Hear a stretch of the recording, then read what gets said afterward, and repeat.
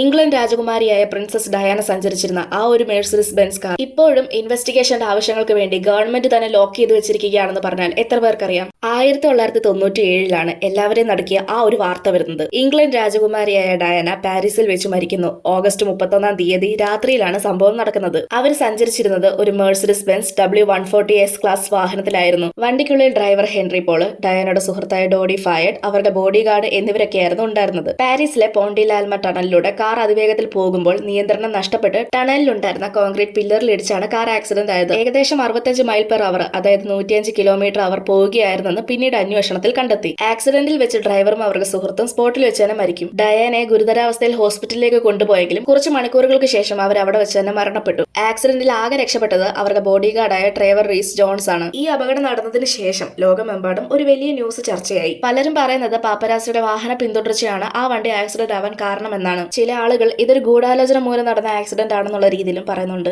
ആക്സിഡന്റിനെ തുടർന്ന് ആ കാർ മുഴുവനായി തകർന്നു പോയിരുന്നു. പിന്നീട് ഫ്രഞ്ച് അതോറിറ്റീസ് ആ കാർ കസ്റ്റഡിയിലെടുത്തു. ഇൻവെസ്റ്റിഗേഷൻ പർപ്പസിനെ തുടർന്ന് ആ കാർ പലവട്ടം പരിശോധിച്ചു. ഫോറൻസിക് എക്സ്പേർട്സ് ക്രാഷിന്റെ സ്പീഡ്, ഇമ്പാക്ട് എല്ലാം അനലൈസ് ചെയ്തു. പിന്നീട് വർഷങ്ങളോളം ആ കാർ ഫ്രഞ്ച് പോലീസിന്റെ കൺട്രോളിൽ തന്നെ ഉണ്ടായിരുന്നു. അപകടത്തിന്റെ വലിയ എവിഡൻസ് അതിനാൽ തന്നെ സാധാരണമായി പുറത്തേക്ക് വിടാതെ സൂക്ഷിച്ചു. ചില മീഡിയാസ് ഇപ്പോഴും റിപ്പോർട്ട് ചെയ്തിരിക്കുന്നത് ആ കാർ ഫ്രാൻസിൽ ഒരു ഗവൺമെന്റ് സ്റ്റോറേജിൽ ലോക്ക്ഡായി സൂക്ഷിച്ചു വെച്ചിരിക്കുകയാണെന്നാണ്. അതായത് ഇപ്പോഴും ആ ഒരു കേസിനെ പറ്റിയുള്ള അന്വേഷണം നടന്നുകൊണ്ടിരിക്കുന്നു എന്നുള്ള രീതിയിലും മീഡിയാസ് പറയുന്നുണ്ട്. ഇതിനെപ്പറ്റിയുള്ള നിങ്ങളുടെ അഭിപ്രായം എന്താണെന്ന് കമന്റ് ചെയ്യൂ. ഇതുപോലെയുള്ള കൂടുതൽ വീഡിയോസ് കാണാനായി ചാനൽ സബ്സ്ക്രൈബ് ചെയ്യാനും ഇൻസ്റ്റഗ്രാമിൽ ഫോളോ ചെയ്യാനും മറക്കല്ല്.